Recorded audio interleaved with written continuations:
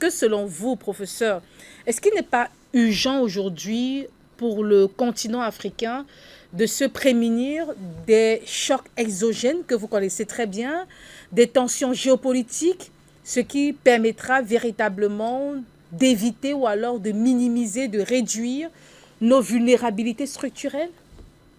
Oui, tout à fait. C'est ça. Je pense que c'est notre vœu le plus cher. C'est d'ailleurs pour ça que chaque fois nous interpellons les dirigeants pour que ceux-mêmes qui, à un moment donné de notre histoire, se complaisent dans une situation de mendiant, parce que la situation souvent qu'on vit, où nous avons des dirigeants qui ne réalisent même pas que nous sommes ceux que les autres envient.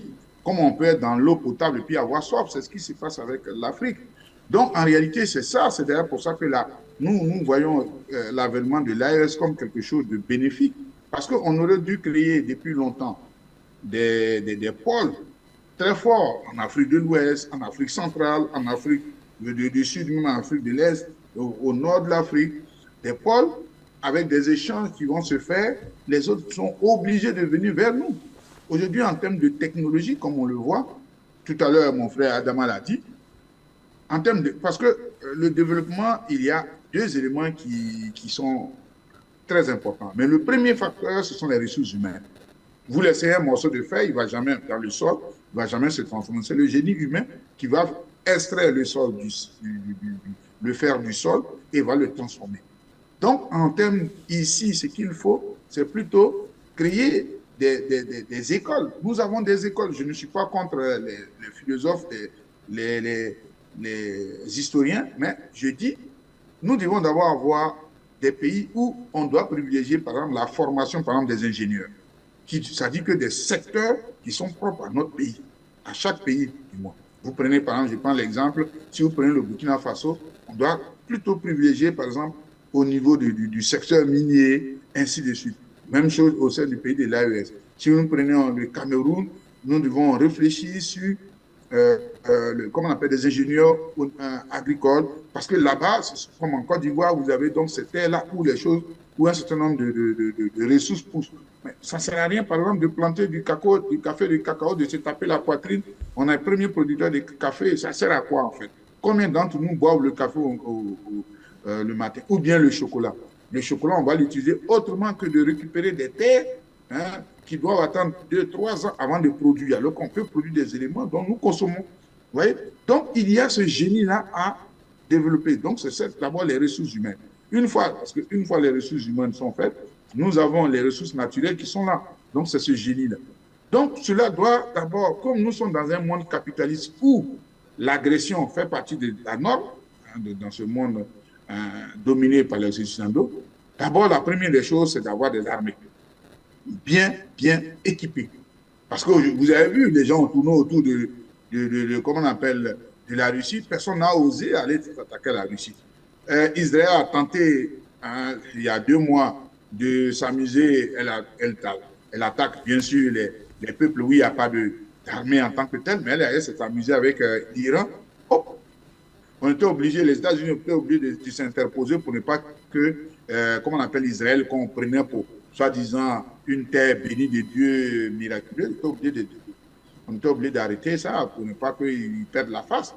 Donc, nous, première des choses, c'est des ressources, comment on appelle, utiliser d'abord des ressources qui sont là, notre ressource humaine, les ressources naturelles, pour pouvoir réfléchir. Et dans cette réflexion, la première des choses qu'il faut faire, c'est d'avoir des armées qui s'équipent. C'est d'ailleurs pour ça, au niveau de l'AES, lorsque le président Assimi Goïta a dit qu'il faut créer une armée, créer des armes en Afrique, on a salué ça de toutes pièces. Parce que tant qu'on n'aura pas nous-mêmes des armes à fabriquer, les Français vont souvent, ou bien les pays occidentaux, comme ils l'ont dit, on l'a dit, le ministre Diop l'a dit, quand vous allez, l'Union européenne dit, vous pouvez vous défendre, mais pas avec des armes létales. Alors que l'autre qui est là-bas, il a des armes plus que létales.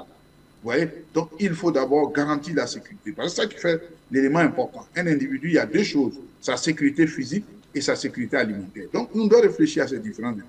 Et pourquoi on évite tous ces secousses. Et comme une fois que ça c'est fait, en termes d'échange, il ne faudrait plus qu'on accepte les feuilles. Parce qu'aujourd'hui, quand vous prenez par exemple le dollar, on dit oui, dollar, mais dollar, ça repose sur quoi? Sur du rien. Le professeur Pierre nous en a parlé, il faut lire son livre, Monnaie servitude. Vous avez donc, nous avons des monnaies, soi-disant souveraines. Quand nous prenons l'euro, en fait, c'est une monnaie qui ne repose sur du rien. Et donc, nous, les Africains, si aujourd'hui quelqu'un qui veut acheter des choses en euros, on va lui demander, mais nous, on n'a pas besoin de l'euro, mais qu'est-ce qu'on peut avoir chez vous là-bas? Je prends un exemple. Imaginez que la Belgique veut acheter, par exemple, le chocolat de Côte d'Ivoire, enfin le cacao de Côte d'Ivoire et du Cameroun. Ils vont proposer quoi? L'euro. Bon. Que ce soit en Côte d'Ivoire ou au Cameroun, n'utilise pas l'euro. Mais on va encore, qu'est-ce qu'on va faire? Les Français vont récupérer l'euro dans le système qui est établi avec le franc CFA et ils vont prendre une feuille, ils vont mettre dessus, on dit c'est franc CFA, on a ça localement. En réalité, on nous perd. Donc, il y a vraiment beaucoup, beaucoup de choses à faire.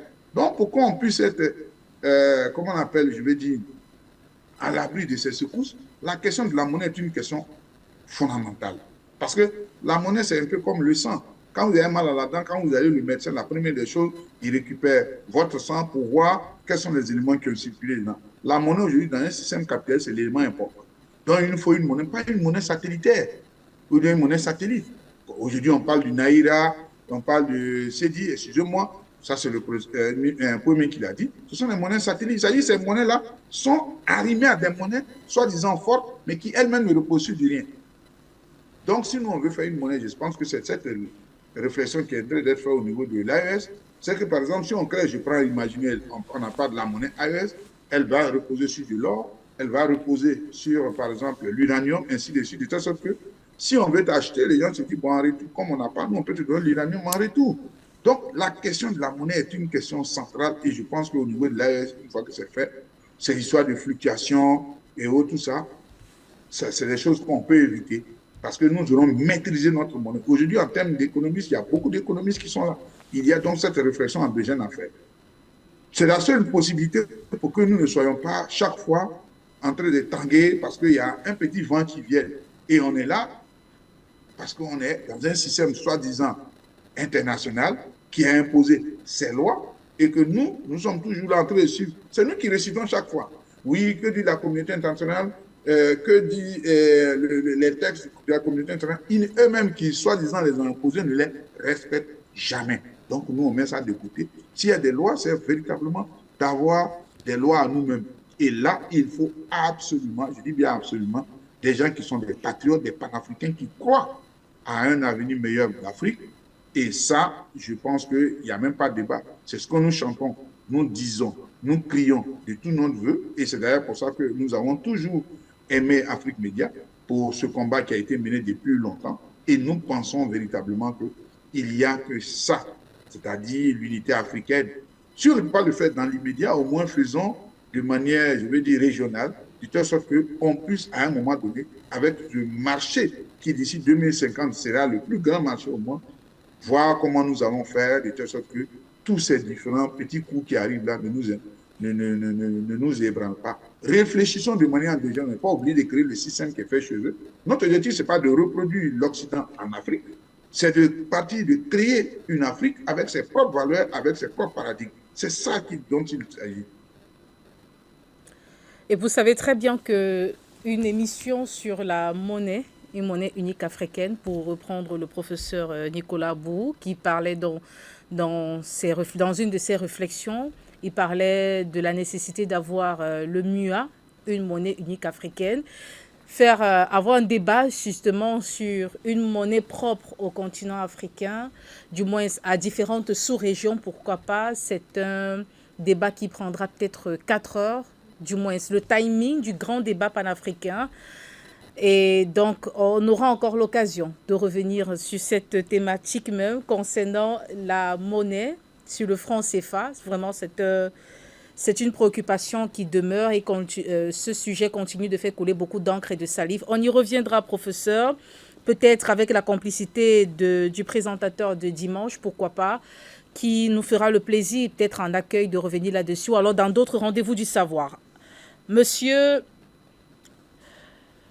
Adama, autant pour moi, Inas, les BRICS sont condamnés il y a quelques mois, ce qu'ils ont appelé la résurgence du protectionnisme commercial, ainsi pour condamner les différentes décisions prises par le président américain Donald Trump. Et si l'Afrique, Monsieur Inas, et si l'Afrique devenait l'arbitre silencieux?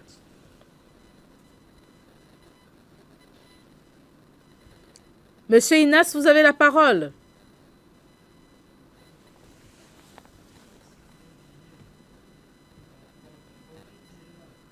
D'accord, d'accord.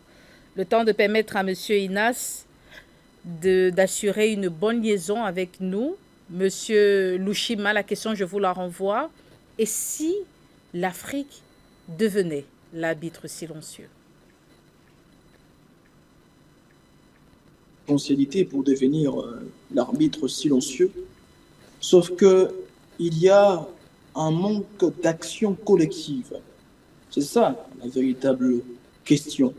Parce que dans les BRICS, vous allez voir, aujourd'hui, il y a des blocs civilisationnels. Dans les BRICS, il y a la Russie, qui est l'union de peuples russophones. Donc, vous allez voir la Chine, c'est l'addition de provinces. Vous verrez l'Inde, c'est l'addition de provinces. L'Iran, c'est la résultante de l'Empire perse. Vous verrez que dans tous ces dispositifs internationaux, tout le monde comprend la nécessité de se réunir en bloc civilisationnel. Même les États-Unis, c'est l'addition des États. La France, c'est l'union de peuples, c'est l'union de Basques, c'est l'union de Normands, etc., etc. Mais tant que nous n'aurons pas la capacité de nous unir pour mener ce combat d'une manière collective, nous ne pourrons pas imposer une voix dans ces concerts des nations. Parce que le Sénégal seul ne peut pas le faire. La RDC seule ne peut pas le faire. L'Iran, qu'est-ce que je raconte? Le Gabon seul ne peut pas le faire. La Côte d'Ivoire seule ne peut pas le faire. Nous ne pourrons que le faire si nous décidons d'appliquer le principe primordial du panafricanisme qui est l'unité des diverses formes d'africanité dans l'objectif d'obtenir collectivement la souveraineté.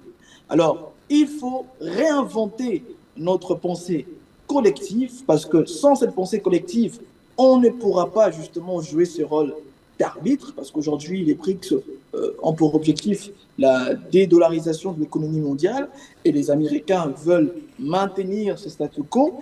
Alors, qu'est-ce que l'Afrique propose? Parce que pour être l'arbitre silencieux, il ne faut pas simplement avoir des potentialités, mais il faut aussi avoir des propositions concrètes. Et jusque-là, l'Afrique traîne encore parce que nos dirigeants considèrent leur territoire comme des petits roitelets. Alors, ils n'arrivent pas à s'asseoir pour justement discuter sur cette question. Raison pour laquelle je dis que en Afrique, nous manquons de dirigeants qui conçoivent l'Afrique avec une volonté de puissance et avec une vision des grandeurs. Parce que si tous les présidents africains comprenaient que le monde aujourd'hui est régi par le bloc civilisationnel, nous allons nous unir dans un collectif, pas simplement pour la culture africaine, pas simplement pour la spiritualité africaine, pas simplement parce que nous sommes africains, mais nous nous unissons comme une communauté d'intérêt. Et donc nous décidons, parce que nous subissons les affres des autres blocs mondiaux, nous décidons aussi de constituer un bloc qui va faire face à cela. Mais tant qu'on n'aura pas justement mis en place ce genre de blocs civilisationnels, le monde ne nous prendra pas au sérieux et nous ne pourrons pas malheureusement imposer notre voix dans cette guerre entre les BRICS et l'OTAN. Malheureusement, c'est ça la réalité. J'aimerais bien que nous puissions être l'arbitre silencieux, mais tant qu'il n'y aura pas une politique réaliste, une politique économique véritable, et d'ailleurs, mes prédécesseurs ont parlé de la souveraineté économique, ont parlé de la souveraineté monétaire. Tant que toutes ces données ne seront pas justement réglées, on ne pourra pas parler de l'Afrique comme arbitre silencieux.